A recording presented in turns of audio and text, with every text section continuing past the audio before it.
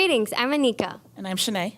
And we're at FlameCon with the wonderfully talented Katy Farina, comic book artist for Steven Universe and colorist for Rick and Morty. And you're watching Comics First.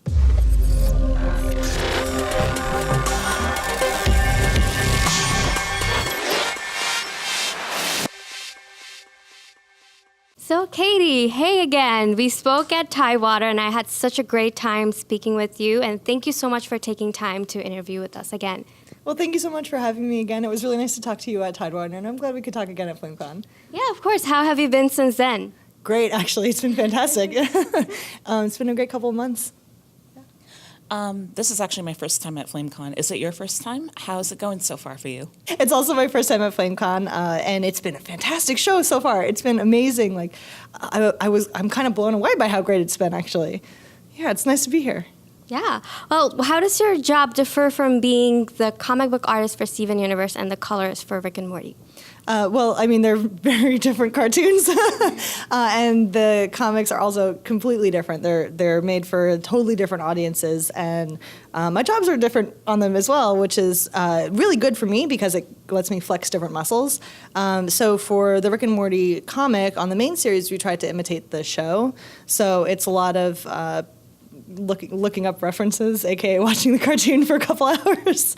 And with Steven Universe, although I do try to imitate the show style a little bit, I like to put my own spin on that too. So that's really fun. I try to, for that show, or for that comic, I try to draw the things that I wish I had as a kid. So like I try to draw emotions onto the character's face that kind of emphasize the words that the writer Melanie Gilman has, given me to work with. So they're, just completely different comics, completely different shows.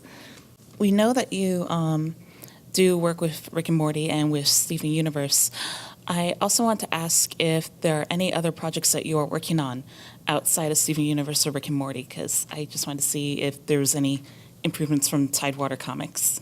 Well, I'm still working on stuff that I can't really talk about, which I'm really excited about, and I really hope I can share those soon, so fingers crossed. But I'm also going to be working on the colors for Bustletown, which is a story written by Frank and Becky, if you guys are familiar with them. They've done concept work on Star versus the Forces of Evil, and Frank's a writer, Becky's an artist. They're adorable and fantastic, and Bustletown is their webcomic, and they recently asked me to do the colors for that. And I'm super excited too because I love working with them. I worked with them on Capture Creatures for a little bit, which was their comic published by Boom. They're really, really wonderful collaborators, and I'm very flattered that they asked me to help out with their comic. Yeah, that sounds really exciting. So of all the characters that you've drawn, which one is your favorite to draw and why? My favorite to draw is Peridot, for sure. She's so expressive and goofy. She's a total goober, and I get to be really, really big and loud with her expressions. And like I'm Italian, so I'm also very big and loud with my expressions. Like I'm trying to like rein it in because we're sitting at a nice table, and I don't want to accidentally knock stuff. So I can kind of relate to that, and being able to kind of flex my character acting with Peridot has been great. I love drawing her. Yeah, totally. I love Peridot, and I can imagine how fun it is drawing her. Now, along with Rick and Morty and Steven Universe, I also know that you have a Patreon account. I just want to ask, do you have any advice to budding artists who want to get into self-publishing? Really want to advise cartoonists to talk to people. I know the term networking is used, and I don't like that term because I think it implies a little bit of a coldness when you talk to people. I think it's really important that you're making friends with people, like people you genuinely like and genuinely want to support, because when you end up meeting those people and becoming close with those people, you want to lift them up. You want to like spread their work around and get them work, and they'll do the same for you. That kind of stuff is the groundwork for building a solid fan base and a solid professional, again, like I don't want to say network, but like a professional circle of people that you can trust.